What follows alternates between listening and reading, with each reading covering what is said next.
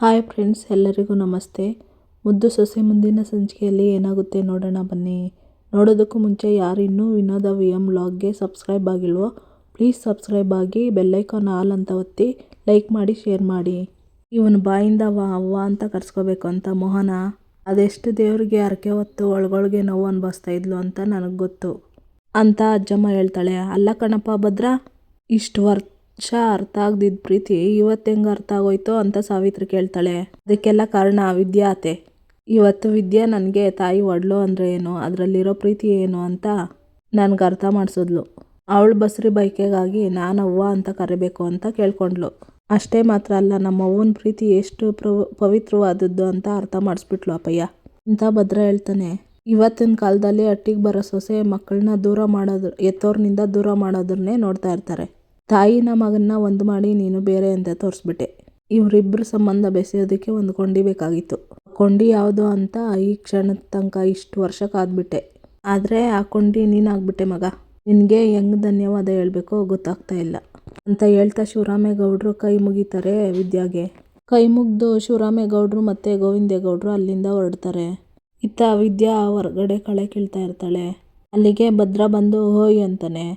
ಆದರೂ ಕಳೆ ಕೀಳ್ತಾ ಇರ್ತಾಳೆ. ನೋಡ್ಬಿಟ್ಟು ನಿನ್ನೆ ಯಾಕೆ ಹೋಗ್ತಾ ಇರೋದು ವಿದ್ಯಾ ಅಂತಾನೆ ಭದ್ರ. ಏನು ಗೌಡ್ರೆ, ಒಳ್ಳೆ ದನನ ಕರೀತಾರ ಥರ ಕರಿತೀರಲ್ಲ, ಹೊಸಿ ಪ್ರೀತಿಯಿಂದ ವಿದ್ಯಾ ಅಂತ ಕರಿಬಾರ್ದೆ ಅಂತ ವಿದ್ಯಾ ಹೇಳ್ತಾಳೆ. ನನಗೆ ಹಂಗೆ ಕರೆಯೋದಕ್ಕೆ ಬರೋದು ಕಣಂತೆ ಅಂತ ಭದ್ರ ಹೇಳ್ತಾನೆ. ಆಯ್ತಾಯ್ತು, ಏನು ಅಂತ ಹೇಳಿ, ನನಗೆ ಬೇಜಾನ್ ಕೆಲಸ ಅವೆ, ಹೊಸಿ ನಿಂತ್ಕ ಆ ಕೆಲಸ ಎಲ್ಲೋ ಆರಾಗಲ್ಲ ಕಣಂತೆ. ಇವನ್ನೆಲ್ಲ ಬರಲೇ ಇಲ್ವಲ್ಲ ಕೋಟ್ಲೆ, ಇನ್ನೂ ಎಷ್ಟೊತ್ಲಾ ಅಂತಾನೆ ಭದ್ರ. ಬಂದೇ ಇರೋ ಅಣ್ತಮ್ಮ ಅಂತ ಹೇಳಿ ಕೋಟ್ಲೆ ಬಾಕ್ಸ್ ತಂದಿರ್ತಾನೆ. ಅಯ್ಯ, ಎಷ್ಟು ಕೂಗಿದ್ರು ಕೇಳ್ತಾ ಕೇಳ್ತಿಲ್ವೇನೋ ನಿನಗೆ ಅಂತ ಅಜ್ಜಮ್ಮ ಹೇಳ್ತಾಳೆ. ಬಾಕ್ಸ್ ನೋಡಿ ಅಜ್ಜಮ್ಮ, ಏನೋ ಇದೆ ಇದರಲ್ಲಿ ಅಂತ ಕೇಳ್ತಾಳೆ. ಇರೋ ಅಮ್ಮಮ್ಮ, ಅದಕ್ಕೆಮ್ಮ ಇದೇ ತಾನೇ ನಿಮ್ಮ ಪ್ರಶ್ನೆಯನ್ನು ಅಂತಾನೆ ಕೋಟ್ಲೆ. ಹ್ಞೂ ಅಣ್ಣಯ್ಯ ಅಂತಾಳೆ ವಿದ್ಯಾ. ನಿಮ್ಮಿಬ್ಬರಿಗೂ ಸೇರಿಸಿ ನಮ್ಮ ಅಣ್ತಮ್ಮ ಅಲಿಯಾಸ್ ಅಜ್ಜಮ್ಮನ ಮೊಮ್ಮಗ ಅಲಿಯಾಸ್ ಅತ್ಯಮ್ಮನ ಗಂಡ ಹೇಳ್ತಾನೆ ಅಂತ ಕೋಟ್ಲೆ ಹೇಳ್ತಾನೆ. ಅಯ್ಯೋ, ಯಾರೋ ಒಬ್ಬರು ಬೊಗಳ್ರಲ್ಲ ಅಂತ ಅಜ್ಜಮ್ಮ ಹೇಳ್ತಾಳೆ. ಓವವ್ ಸಾಕೆ ಅಂತಾನೆ ಕೋಟ್ಲೆ. ಏಯ್ ಅರುಗೆಡಿ ತಂದು, ಏಯ್ ನೆಟ್ಟಿಗೆ ಹೇಳಿದ್ರೆ ಸರಿ ಅಂತ ಅಜ್ಜಮ್ಮ ಹೇಳ್ತಾಳೆ. ಅಮ್ಮಮ್ಮ ಸಿಕ್ಕಿದ್ರೆ ಸಾಕು ಬೈತಾ ಇರ್ತೀಯಲ್ಲ, ಅದೇ ಹಾಲಿಗೆ ಹಾಕ್ಕೊಳಲ್ಲ ಕೇಸರಿ, ಹಾಕ್ಕೊಂಡು ಕುಡಿಬೇಕು ಅಂತ ಹೇಳಿದ್ದಲ್ಲ, ಅದೇ ಕೇಸರಿನೇ ಇದು ಅಂತ ಭದ್ರ ಹೇಳ್ತಾನೆ. ಅಯ್ಯೋ ಮಂಗ್ಬಡ್ಡೆತದೆ, ಇದ್ರ ತುಂಬ ಇರೋದು ಅದೇಯ ಅಂತ ಅಜ್ಜಮ್ಮ ಕೇಳ್ತಾಳೆ. ಅಮ್ಮಮ್ಮ ನಮ್ಮ ಅಜ್ಜಮ್ಮ ಹೇಳೋರೆ ಅಂತ ಎಲ್ಲ ನೋಡಿ ತಡ್ಕಿ ಪಡ್ಕಿ ತಂದಿರೋದು ಅಂತ ಕೋಟ್ಲೆ ಹೇಳ್ತಾನೆ. ಗೊತ್ತಾಯ್ತು ಕಣ್ಲ ನೀನು ದೊಡ್ಡ ಶಿಖಾಮಣಿ ಅಂತ. ಕೇಸರಿ ತಗೋಬಾರ್ಲ ಅಂದರೆ ಹಿಂಗ ಒತ್ಕೊಂಬರೋದು, ಅದನ್ನು ಗ್ರಾಮ್ ಲೆಕ್ಕದಲ್ಲಿ ತರಬೇಕು ಕಣ್ರಲ್ಲ. 1 ಲೋಟ ಹಾಲ್ಗೆ 2 ದಳ ಕೇಸರಿ ಹಾಕಬೇಕು ಆಟೆಯ ಅಂತಾಳೆ ಅಜ್ಜಮ್ಮ. ಇದೇ ಥರ ಇದೇ ಡೈಲಾಗ್ನ ಅಂಗಡಿವನು ಹೇಳ್ದ, ಆದರೆ ಅಣ್ತಮ್ಮ ಕೇಳಲಿಲ್ಲ ಅಂತ ಕೋಟ್ಲೆ ಹೇಳ್ತಾನೆ. ಅಮ್ಮಮ್ಮ ಅದು ನನಗೂ ಗೊತ್ತಿತ್ತು, ಹೊಸಿ ಜಾಸ್ತಿ ಹಾಕ್ಕೊಂಡು ಕುಡಿಲೆ ಅಂತ ಅಪಾರನೇ ತಂದಿದ್ದೀನಿ ನಾನು ಅಂತಾನೆ ಭದ್ರ. ಅಯ್ಯಯ್ಯಯ್ಯೋ ಶುರ ಅತಿ ಆದ್ರೆ ಅಮೃತನ್ನು ವಿಷ ಅಂತ ಕೇಳಲಿಲ್ವೇನೋ ಮಾತು ನೀನು. ಯಾವುದನ್ನ ಎಷ್ಟು ಬಳಸ್ಬೇಕೋ ಅಷ್ಟೇ ಬಳಸ್ಬೇಕು ಮುಟ್ಟಾಳು ಮೊಮ್ಮಗನೇ ಅಂತ ಅಜ್ಜಮ್ಮ ಬೈತಾಳೆ. ಏಯ್ ಗಟ್ಟಿಗುಂಡಿಗೆ ಏನು ಸಿಕ್ತೆ ಅಂತ ಸುಮ್ಮನೆ ಬೈತಾನೆ ಇದೆಯಾ, ಅದೇನಿದ್ರು ಮೆತ್ತಗೆ ಹೇಳೋಕ್ಕಾಗಿಲ್ವೇ, ಬೈದ್ರೆ ಅನಿಸುತ್ತೆ ನಿನ್ಗೆ ಉಂಡಿದ್ದು ಅರ್ಗೋದು ಅಂತಾನೆ ಭದ್ರ. ಈ ವಿಷಯದಲ್ಲಿ ಈ ಮಟ್ಟಿಗಿನ ದಡ್ಡ ಅನ್ನೋದು ನನಗೆ ಗೊತ್ತಿರಲಿಲ್ಲ ಕಣ್ಲ. ಇವನು ಹಿಂಗೆಲ್ಲ ತಂದಿದ್ದಾನೆ ಅಂತ ನೀನು ಮನ್ಸಿಗೆ ಹಾಕ್ಕೊಂಡು ಮನ್ಸಿಗೆ ಬಂದಂಗೆ ಕುಡಿಬೇಡವೆ. 1 ಲೋಟ ಹಾಲಿಗೆ 2 ದಳ ಕೇಸರಿ ಹಾಕ್ಕೊಂಡು ಕುಡಿಬೇಕು ಅಂತಾಳೆ ಅಜ್ಜಮ್ಮ. ಹಾಗಾದ್ರೆ ಇವಾಗ ತಂದಿರೋದೆಲ್ಲ ಏನು ಮಾಡೋದು ಅಂತ ಕೇಳ್ತಾನೆ ಭದ್ರ. ಹೋಗಿ ತಡ್ಕೊಂಡು ತಗೊಂಬಂದಿದ್ದೀರಲ್ಲ, ಇಬ್ರು ಹಾಕ್ಕೊಂಡು ಕುಡ್ದಿರೇ ಅಂತ ಅಜ್ಜಮ್ಮ ಕೇಳ್ತಾಳೆ. ಇಲ್ಲ, ನಿಂಗೂ 1 ಗ್ಲಾಸ್ ಹಾಕ್ಕೊಡ್ತೀವಿ ಕುಡ್ದಿಯೇ ಅಂತ ಭದ್ರ ಹೇಳ್ತಾನೆ.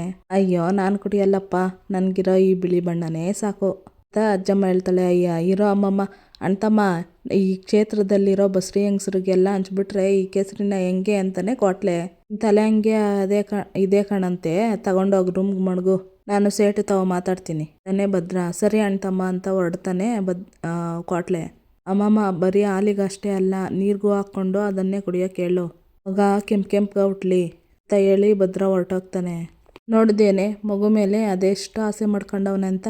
ಏನೇ ಆಗಲಿ ಅವಳು ಕೇರಮ್ಮ, ನಿನ್ಗೆ ಹೆಣ್ಣು ಮಗುನೇ ಕೊಟ್ಬಿಟ್ರೆ ಸಾಕು, ಆಗಿನ್ನೇನು ಮಾಡೋನೋ ಕಾಣೆ ನನ್ನ ಮೊಮ್ಮಗ ಅಂತ ಹೇಳಿ ಅಜ್ಜಮ್ಮನ್ನು ಹೊರಟೋಗ್ತಾಳೆ. ಅಯ್ಯೋ ದೇವ್ರೆ, ಇವ್ರಿಗೆ ಹೆಂಗಪ್ಪ ಅರ್ಥ ಮಾಡಿಸ್ಲಿ ನಾನು ಅಂತ ವಿದ್ಯಾ ಅನ್ಕೊಂತಿರ್ತಾಳೆ. ಶಿವರಾಮೇಗೌಡರು ಅವ್ವ ಟೈಮ್ಗೆ ಮಾತ್ರೆ ತಗೊತಿದ್ಯಾ ತಾನೇ ಅಂತ ಕೇಳ್ತಾರೆ. ತಕೊಂಡೆ ಹೋದ್ರೆ ನನ್ನ ಸೊಸೆ ನಿನ್ನ ಸೊಸೆ ಬಿಟ್ಟಾರಿ ಅವಳು ಬಿಟ್ರೆ ಇವಳು ಬಿಟ್ರೆ ಅವಳು ದಿನಕ್ಕೆ 4 ಕಿತ ಕೇಳ್ತಾರೆ ಅಂತ ಅಜ್ಜಮ್ಮ ಹೇಳ್ತಿರ್ತಾಳೆ. ಸರ್ ನಿಮ್ಮನ್ನ ನೋಡಬೇಕು ಅಂತ ಹಳ್ಳಿ ಬಾರ್ಡ್ರಲ್ಲಿ ಇರೋ ಜನಗಳು ಬಂದಿದ್ದಾರೆ. PA ಬಂದು ಹೇಳ್ತಾನೆ, ಹೌದೇ ಹೊರಗಡೆ ನಿಲ್ಸಿದ್ದೀರೇ, ಒಳಗೆ ಕರೀರಿ ಅಂತಾರೆ ಶಿವರಾಮೇಗೌಡರು. ನಮಸ್ಕಾರ ನಾಯಕ್ರೆ ಅಂತ ಹಳ್ಳಿ ಜನ ಬರ್ತಾರೆ. ಬನ್ನಿ ಅಂತ ಕುಂಡ್ರಿಸ್ತಾರೆ ಶಿವರಾಮೇಗೌಡರು.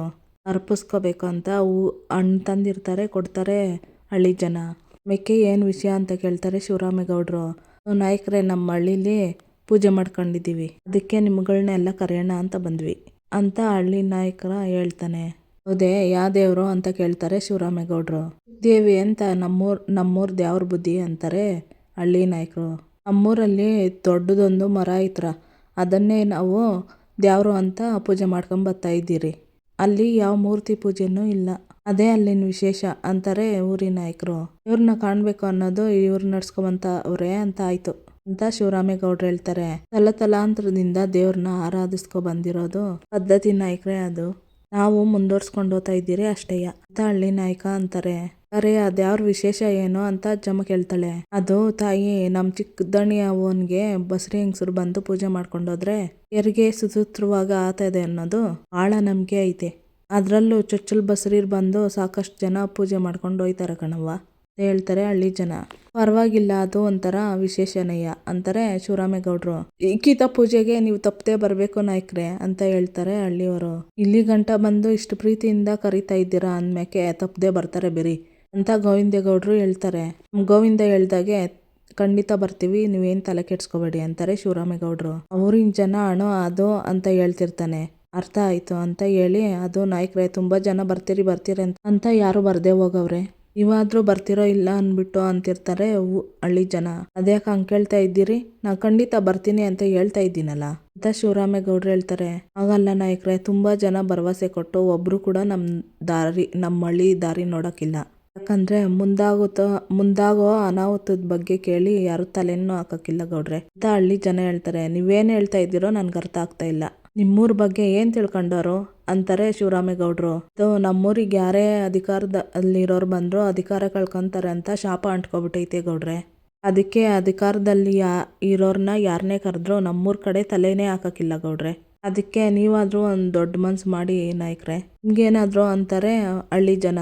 ಚೇಚೆ, ನನ್ಗೆ ಆ ಭಯ ಮೂಢನಂಬಿಕೆ ಇಲ್ಲ. ನಾವಿನ್ನೂ ಯಾವ ಕಾಲದಲ್ಲಿದ್ದೀವಿ ಅಂತ ಯೋಚನೆ ಮಾಡ್ತಿದ್ದೆ ಅಟಯ್ಯ. ನೋಡಿ, ಅಧಿಕಾರ ಅನ್ನೋದು ಶಾಶ್ವತ ಅಲ್ಲ. ನಾನು ಈಗೀತ ನಿಮ್ಮೂರಿಗೆ ಬಂದೇ ಬರ್ತೀನಿ, ಆ ಅಂಟಿರೋ ಶಾಪನ್ನ ತೊಳಿತೀನಿ ಶಿವರಾಮೇಗೌಡರು ಹೇಳ್ತಾರೆ. ಹೋಗಪ್ಪ ಶಿವರಾಮ ಹೋಗು, ಈ ಕಡೆಯಿಂದ ಹೆಂಡ್ರು ಮಕ್ಕಳನ್ನ ಖುಷಿಯಿಂದ ಕರ್ಕೊಂಡು ಹೋಗ್ತಾ ಇದ್ದೀಯಲ್ವೇ, ಆ ಕಡೆಯಿಂದ ಆಪ್ ಮಾರೆ ಹಾಕೊಂಡು ಬರ್ತೀಯ, ಅದನ್ನ ನೋಡ್ತೀನಿ ಅಂತ ಮನಸ್ಸಿನಲ್ಲಿ ಅನ್ಕೊಂತಿರ್ತಾಳೆ ಈಶ್ವರಿ. ಇಟ್ವಾಗ್ಲೂ ನಮ್ಮೂರಿಗೆ ಬರ್ತೀರಾ ಅಲ್ಲ ನಾಯಕ್ರೆ ಅಂತ ಕೇಳ್ತಾನೆ ಹಳ್ಳಿ ಜನ. ಇತ್ವಾಗ್ಲೂ ಬರ್ತೀರಿ ಅಂತ ಹೇಳ್ತಾರೆ ಶಿವರಾಮೇಗೌಡರು.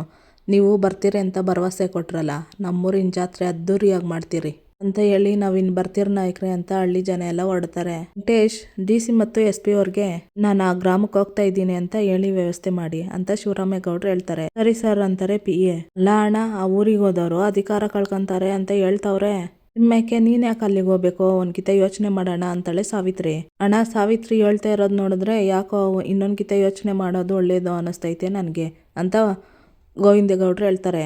ಗೋವಿಂದ, ಅದೆಲ್ಲ ಮೂಢನಂಬಿಕೆ, ಅಧಿಕಾರ ಕಳ್ಕೊಳ್ಳೋದು ಬಿಡೋದು ಎಲ್ಲ ನಮ್ಮ ನಡವಳಿಕೆ ಮೇಲೆ ನಿಂತಿರ್ತದೆ. ನಾನು ಆ ಊರಿಗೆ ಹೋಗಿದ್ ಮಾತ್ರಕ್ಕೆ ಅಧಿಕಾರ ಹೋಗ್ಬಿಡ್ತೈತೆ ಅನ್ನೋದು ಭ್ರಮೆ ಅಷ್ಟೇಯ.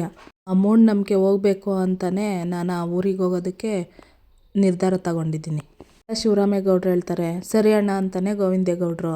ಕರೆಕ್ಟಾಗೆ ನಿರ್ಧಾರ ತಗೊಂಡಿದ್ದೀರ ಭಾವ. ಕೆಲವೊಂದ್ಕಿಂತ ಸಂಪ್ರದಾಯನೆಲ್ಲ ಮೀರಿ ನಿಂತಾಗ್ಲೇಯ ನಾವು ಬೇರೆಯವ್ರಕ್ಕಿಂತ ಭಿನ್ನ ಅನ್ನಿಸ್ಕೊಳೋದು. ಭಾವ, ನೀವು ಆ ಊರಿಗೆ ಹೋಗ್ಬೇಕು, ಇದೆಲ್ಲ ಮೂಢನಂಬಿಕೆ ಅನ್ನೋದು ರಾಜಕೀಯದವ್ರಿಗೆ ಅರ್ಥ ಮಾಡಿಸ್ಬೇಕು ಅಂತ ಈಶ್ವರಿ ಹೇಳ್ತಾಳೆ. ಅದಕ್ಕೆ ನಾನು ಓದ್ತಾ ಇರೋದು ಈಶ್ವರಿ ಅಂತಾನೆ ಶಿವರಾಮೇಗೌಡರು. ನೀವು ಹೋದ್ರೆ ಅಲ್ವೇನಪ್ಪ ನನಗೆ ಸಂತೋಷ ಆಗೋದು. ನೀನು ಅಲ್ಲಿಗೆ ಹೋಗ್ಬೇಕು, ಅಧಿಕಾರ ಕಳ್ಕೋಬೇಕು, ಆಗ್ಲೇ ನನ್ನ ಮನ್ಸಿಗೆ ಸಮಾಧಾನ ಸಿಗಬೇಕು ಅಂತ ಈಶ್ವರಿ ಮನಸ್ಸಿನಲ್ಲಿ ಅನ್ಕೊಂತಿರ್ತಾಳೆ. ಶಿವರಾಮ, ನಾನು ಹಿಂಗೆ ಹೇಳ್ತಾ ಇದ್ದೀನಿ ಅಂತ ತಪ್ಪು ತಿಳ್ಕೊಬೇಡ. ಊರಲ್ಲಿ ಏನು ವಿಶೇಷ ಅಂತ ಕೇಳಿಸ್ಕೊಂಡೆ ಅಲ್ವೇ, ಈಗ ವಿದ್ಯಾನ್ನು ಬಸ್ರಿ, ಅದರಲ್ಲೂ ಚೊಚ್ಚಲ ಹೆರಿಗೆ ಸುಸೂತ್ರವಾಗಿ ಹೆರಿಗೆ ಆಗಲಿ ಅಂತ ಒಂದು ಪೂಜೆ ಮಾಡಿಸ್ಕೊ ಬನ್ನಿ, ಅದಕ್ಕೆ ನೀನು ಕೂಟೆ ವಿದ್ಯಾಭದ್ರನು ಕರ್ಕೊಂಡೋಗು ಅಂತ ಅಜ್ಜಮ್ಮ ಹೇಳ್ತಾಳೆ. ಅದು ಹಂಗಲ್ಲವ ಅಂತ ಶಿವರಾಮೇಗೌಡರು ಹೇಳ್ತಾರೆ. ನೋಡು ಮಗ, ಅವಳು ಬಸ್ರಿ ಆಗದೆ ಹೋಗಿದ್ದಿದ್ರೆ ಕರ್ಕೊಂಡೋಗು ಅಂತ ಹೇಳ್ತಾ ಇದ್ನಿ. ಚುಚ್ಚುಲೇರಿಗೆ ತೊಂದರೆ ಆಗದಿರ್ಲಿ ಅಂತ ಹೇಳ್ತಾ ಇದ್ದೀನಿ ಅಂತ ಅಜ್ಜಮ್ಮ ಹೇಳ್ತಾಳೆ. ಅವ್ವ ಹೇಳ್ತಾ ಇರೋದು ಸರಿಯಾಗೇ ಅದೇ ಅಂತ ಗೋವಿಂದೇಗೌಡರು ಹೇಳ್ತಾರೆ. ಸರಿ, ನೀವೆಲ್ಲ ಹೇಳ್ತಾ ಇದ್ದೀರಿ ಅಂದ್ಮೇಕೆ ಭದ್ರಾ ನೀವು ನಮ್ಮ ಕೋಟೆ ಬಂದ್ಬಿಡಿ ಅಂತಾರೆ ಶಿವರಾಮೇಗೌಡರು. ಸರಿ ಅಂತಾನೆ ಭದ್ರಾ. ಅವ್ವ ನೀನು ಯಾಕೆ ನಮ್ಮ ಕೋಟೆ ಬರಬಾರ್ದು ಅಂತ ಶಿವರಾಮೇಗೌಡರು ಕೇಳ್ತಾರೆ. ಹ್ಞೂ ಅಮ್ಮಮ್ಮ, ನೀವೇನು ತಪ್ಪು ತಿಳ್ಕೊಂಡಿಲ್ಲ ಅಂದ್ರೆ ಮಾವ ಅಟ್ಟಿಯವರೆಲ್ಲ ಹೋಗಿ ಬರ್ಬೋದೇ ಅಂತ ವಿನಂತಿ ಹೇಳ್ತಾಳೆ. ವಸಿ ಸುಮ್ಕಿರೆ, ಮೊದಲೇ ಕಾಡು ಮಗ್ಲಲ್ಲಿರೋ ಊರಂತೆ, ಅಲ್ಲಿ ಹೆಂಗಿದ್ದಾರೋ ಏನೋ ಅಂತ ಸಾವಿತ್ರಿ ಹೇಳ್ತಾಳೆ. ಅಮ್ಮವ್, ಮಾವಯ್ಯ ಈಗ ಇನ್ನಿಷ್ಟ್ರಾಗಿ ಅಲ್ಲೋಯ್ತಾ ಇರೋದು, ಅದರಿಂದ ಅಲ್ಲಿ ಹೋಗಿರೋಕ್ ಮುಂಚೆನೆ ಪೊಲೀಸರು ಅವರು ಇವರು ಬಂದು ಅಚ್ಚುಕಟ್ಟಾಗಿ ವ್ಯವಸ್ಥೆ ಮಾಡಿರ್ತಾರೆ ಕಣವ್ವ. ಸಂದಾಗಿರ್ತೈತೆ, ಹೋಗ್ಬಿಟ್ಟು ಬರುವ ಬಾ ಅಂತ ವಿನಂತಿಗೆ ಹೋಗ್ತಾಳೆ. ಹೌದೇ, ಹಂಗಾದ್ರೆ ಹೋಗುವ ಅಂತಾಳೆ ಸಾವಿತ್ರಿ. ಅವಳೇನೋ ಹೇಳಿದ್ಲು, ಅದಕ್ಕೆ ಇವಳು ಹ್ಞೂ ಅನ್ಬಿಟ್ಲು. ಶಿವರಾಮ, ನನ್ಗೆ ಮೊದಲೇ ಹುಷಾರಿಲ್ಲ, ಅಲ್ಲಿಗೆ ಹೋಗಿ ಏನಾದ್ರೂ ಹೆಚ್ಚು ಕಮ್ಮಿ ಆಗೋದು ಬೇಡ, ಅವರು ನಿನ್ನನ್ ಕರೆದವ್ರೆ ಅಂತ ಅಜ್ಜಮ್ಮ ಹೇಳ್ತಾಳೆ. ಮತ್ತೆ ಆ ಭದ್ರಮ್ಮನ್ನು ವಿದ್ಯಾ ಹೋಗ್ತಾ ಇಲ್ವೇ ಅಂತ ವಿನಂತಿ ಹೇಳ್ತಾಳೆ. ಅವಳು ಬಸ್ರಿ ಹೆರಿಗೆ ಚೆನ್ನಾಗಾಗ್ಲಿ ಅಂತ ಪೂಜೆ ಮಾಡಿಸ್ಕೊಬರಕ್ಕೆ ಗಂಡ ಹೆಂಡತಿ ಇಬ್ರು ಹೊಂಟವ್ರೆ. ಇಲ್ಲಿ ಬೇರೆಯವ್ರಿಗೆ ಇನ್ನೇನು ಕೆಲಸ, ಹೋಗ್ಬಿಟ್ಟು ಬರಲಿ ಬಿಡು, ಬೇರೆ ಇನ್ಯಾರು ಬೇಡ ಅಂತಾಳೆ ಅಜ್ಜಮ್ಮ. ಸರಿ ಕಣವ್ವ, ನೀನು ಹೇಳ್ದಂಗೆ ಆಗಲಿ ಅಂತಾನೆ ಶಿವರಾಮೇಗೌಡ. ಅಪ್ಪಯ್ಯ ಅಂತಾನೆ ಭದ್ರಾ. ಹೇಳ ಅಂತಾನೆ ಶಿವರಾಮೇಗೌಡ. ಅದೋ ಅಂತಿರ್ತಾನೆ. ಅದೇನು ಹೇಳ ಭದ್ರಾ ಅಂತ ಅಜ್ಜಮ್ಮ ಹೇಳ್ತಾಳೆ. ಅಪ್ಪಯ್ಯ, ಅದು ನಮ್ಮ ಕೂಟೆ ಮೋಹನ್ ಅವ್ವ ಬಂದಿದ್ರು ಸಂದಾಗಿರೋದು ಅಂತ ಭದ್ರಾ ಹೇಳ್ತಾನೆ. ನೋಡ್ದ ಶಿವರಾಮ, ಅವರು ಅವನ ಮೇಲೆ ಪ್ರೀತಿ ಹೆಚ್ಚಾಗಿ ಕರ್ಕೊಂಡೋಗೋಣ ಅಂತವನೇ. ಭದ್ರಾ, ಕರ್ಕೊಂಡೋಗ್ಲಾ ಅಂತಾಳೆ ಅಜ್ಜಮ್ಮ. ಅಪ್ಪಯ್ಯ ನೀನು ಅಂತಂದ್ರೆ ನಾನು ಯಾಕಲ ಬೇಡ ಅನ್ಲಿ, ನೀನು ನಿಮ್ಮವ್ವನ ಜೊತೆ ಬರ್ತೀನಿ ಅಂದರೆ ಕರ್ಕೊಂಡೋಗೋಣ ಬಿಡ್ಲಾ? ಸರಿ, ನಿಮ್ಮವ್ವ ಎಲ್ಲ ಅಂತ ಶಿವರಾಮೇಗೌಡರು ಹೇಳ್ತಾರೆ. ದೇವ್ರ ಕೋಣೆಯಲ್ಲಿ ಕಡ್ಡಿ ಅಣಿಸ್ತಾಳೆ ಅಂತ ಅಜ್ಜಮ್ಮ ಹೇಳ್ತಾಳೆ. ಸರಿ, ಅವಳಿಗೂ ಒಂದು ಮಾತು ಹೇಳ್ಬಿಡು ಅಂತಾನೆ ಶಿವರಾಮೇಗೌಡ. ಅಪ್ಪಯ್ಯ ಅಂತಾನೆ ಭದ್ರಾ. ವಿದ್ಯಾ, ಕಾಡು ಮಗ್ಲಲ್ಲಿ ಅಂತಾರೆ, ಚಳಿಗಾಲ ಬೇರೆ, ಮಂದವಾದ ಬಟ್ಟೆನ ಮಡ್ಕೊಂಡೋಗು ಅಜ್ಜಮ್ಮ ಹೇಳ್ತಾಳೆ. ಸರಿ ಅಮ್ಮಮ್ಮ ಅಂತಾಳೆ ವಿದ್ಯಾ. ಭದ್ರಾ ಹೋಗ್ತಾ ಇರ್ತಾನೆ. ಭದ್ರಾ ಅಂತ ಕೂಗ್ತಾಳೆ ಈಶ್ವರಿ. ಚಿಕ್ಕವ್ವ ಅಂತಾನೆ ಭದ್ರಾ. ನಿನ್ನಿಂದ ಒಂದು ಕೆಲಸ ಆಗಬೇಕಾಗಿತ್ತು ಕಣಪ್ಪ ಅಂತಾಳೆ ಈಶ್ವರಿ. ಸುಭಾಷಿನ ವಿಷಯವಾಗಿ ಭಾವಂತವ ಒಂದ್ಕಿತ ಮಾತಾಡಿ ಕ್ಷಮಿಸ್ಬಿಡು ಅಂತ ನೀನು ಹೇಳು ಭದ್ರಾ ಅಂತ ಈಶ್ವರಿ ಹೇಳ್ತಾಳೆ. ಚಿಕ್ಕವ್ವ, ಈಗ ನೀನು ಅವನ ಪರವಾಗಿ ಮಾತಾಡಿ ಅವನು ತಪ್ಪು ಮಾಡಿಲ್ಲ ಅಂತ ಹೇಳ್ತಾ ಇದೀಯಾ ಅಂತ ಭದ್ರಾ ಹೇಳ್ತಾನೆ. ಅವನು ತಪ್ಪು ಮಾಡಿಲ್ಲ ಅಂತ ನಾನು ಯಾವ ಬಾಯಿಂದ ಹೇಳಲಿ ಭದ್ರಾ? ಏನೋ ತಿಳಿದೆ ಮಣ್ಣು ತಿನ್ನೋ ಕೆಲಸ ಮಾಡ್ಕೊಂಬಿಟ್ಟವನೆ, ಹಂಗಂತ ಬಿಡಕ್ಕಾತದ ಭದ್ರಾ? ಹಂಗಾಗಕ್ಕೆ ನಾವು ಕಾರಣ ಅಲ್ವೇ ಅಂತ ಈಶ್ವರಿ ಹೇಳ್ತಾಳೆ. ಅರ್ಥ ಆಗ್ಲಿಲ್ಲ ಚಿಕ್ಕವ್ವ ಅಂತಾನೆ ಭದ್ರಾ. ವಯಸ್ಸಲ್ಲಿ ಅವನಿಗೂ ನಿನ್ನಂಗೆ ಜವಾಬ್ದಾರಿ ಬಂದ್ಬಿಟ್ಟಿದ್ದಿದ್ರೆ ಹಿಂಗೆಲ್ಲ ಮಾಡ್ತಿದ್ನೆ, ಆದರೆ ಏನು ಮಾಡ್ತೀಯಪ್ಪ, ಸಣ್ಣ ವಯಸ್ಸಿನಿಂದುವೇ ಅವನಿಗೆ ಒಂಚೂರು ಮುದ್ದು ಜಾಸ್ತಿ ಆಗೋಯ್ತು. ಇವತ್ತು ಅದೇ ಅವನನ್ನು ದಾರಿ ತಪ್ಪಿಸ್ಬಿಟ್ಟೈತೆ ಭದ್ರಾ ಅಂತ ಈಶ್ವರಿ ಹೇಳ್ತಾಳೆ. ಚಿಕ್ಕವ್ವ, ನೀನು ಹೇಳ್ದಂಗೆ ಅಟ್ಟಿವರ ಪ್ರೀತಿ ಮುದ್ದು ಹೆಚ್ಚಾಗಿ ಜಾಸ್ತಿ ಹಿಂಗೆ ಮಾಡಿರೋದಲ್ಲ, ಅವನಿಗೆ ಅಹಂಕಾರ ದುಡ್ಡಿನ ದರ್ಪ ಹಿಂಗೆ ಮಾಡಿಸೋದೆ.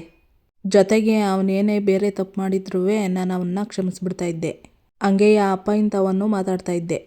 ಆದರೆ ಅವನು ಮದುವೆ ಆಗಿ ಇನ್ನೊಂದು ಹುಡುಗಿನ ನಂಬಿಸಿ ರೂಮಿಗೆ ಕರ್ಕೊಂಡೋಗಿ ಆ ಥರ ಕೆಲಸ ಮಾಡಿದ್ದು ಅಷ್ಟೇ ಅಲ್ಲ, ಏನು ತಪ್ಪು ಮಾಡಿದಿರೋ ಆ ಚಂಪನ ಮೇಲೆ ಅಂತ ಆಪಾದನೆ ಒರೆಸಿ ಮಸ್ಲತ್ ಮಾಡಿದ್ನಲ್ಲ, ಅದು ನಿನ್ನ ಪ್ರಕಾರ ತಪ್ಪಲ್ವೇ ಚಿಕ್ಕವ್ವ ಅಂತ ಭದ್ರ ಕೇಳ್ತಾನೆ. ತಪ್ಪಲ್ಲ ಅಂತವ ನಾವು ಯಾವ ಬಾಯಲ್ಲಿ ಹೇಳು, ಆದರೆ ಅವನು ಮಾಡಿರೋ ತಪ್ಪಿಗೆ ಇನ್ನೂ ಹಿಂಗೆ ಆಚೆ ಬಿಟ್ಬಿಟ್ರೆ ಇನ್ನೂ ಹಾಳಾಗೋತಾನೆ ಅಂತ ಭಯ.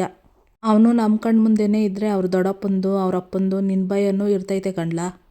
ಹಿಂಗೆ ಅವನೊಬ್ಬನ್ನೇ ಬಿಟ್ಬಿಟ್ರೆ ಮೂಗ್ದರ ತೆಗ್ದಿರೋ ಹಸು ನನಗೆ ಹಾಳಾಗೋಗ್ತಾನೆ ಕಣೋ ಅಂತ ಈಶ್ವರಿ ಹೇಳ್ತಾಳೆ. ಚಿಕ್ಕವ್ವ, ನೀನು ಅವನ ಬಗ್ಗೆ ತಪ್ಪು ತಿಳ್ಕೊಂಡಿದ್ದಿ. ಅವನಿಗೆ ಅಟ್ಟಿಲಿ ಕೇಳ್ದಂಗೆಲ್ಲ ಕಾಸು ಸಿಗ್ತಾಯಿತ್ತು, ಕಾಲ್ಗೆಲ್ಲ ಸೌಲಭ್ಯ ಇರ್ತಾಯಿತ್ತು. ಹಿಂಗಿದ್ದಾಗ ತಪ್ಪು ಮಾಡ್ದೇ ಇರ್ತಾನೆ ಹೇಳು? ಅವನಿಗೆ ಜೀವನ ಏನು ಅಂತ ಅರ್ಥ ಆಗಬೇಕು, ಜೀವನದಲ್ಲಿ ಎಷ್ಟು ಕಷ್ಟಪಡಬೇಕು ಅಂತ ಅರ್ಥ ಆಗಬೇಕು, 4 ಕಾಸು ದುಡಿಯೋದಕ್ಕೆ ಎಷ್ಟು ಬೆವರು ಸುರಿಸ್ಬೇಕು ಅಂತ ಗೊತ್ತಾಗಬೇಕು. ಇದೆಲ್ಲ ತಿಳಿಬೇಕು ಅಂದರೆ ಇನ್ನೂ ಹೊಸ ದಿನ ಅಲ್ಲೇ ಇರಲಿ ಬಿಡು ಅಂತಾನೆ ಭದ್ರಾ. ಇಲ್ಲಿಗೆ ಈ ಸಂಚಿಕೆ ಮುಕ್ತಾಯ ಆಗುತ್ತೆ.